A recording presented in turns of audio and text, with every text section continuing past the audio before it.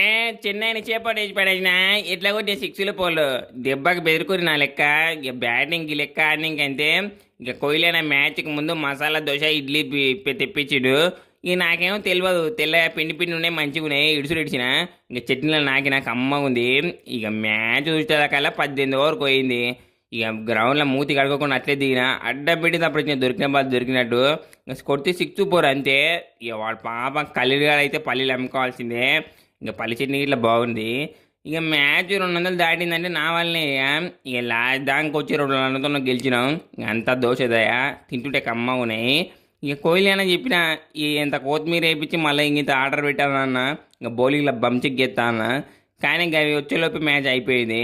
ఇక మ్యాచ్ ఇంకా ఈ 2 ప్లేట్లు అయితే ఇక వేసి పడేసిన.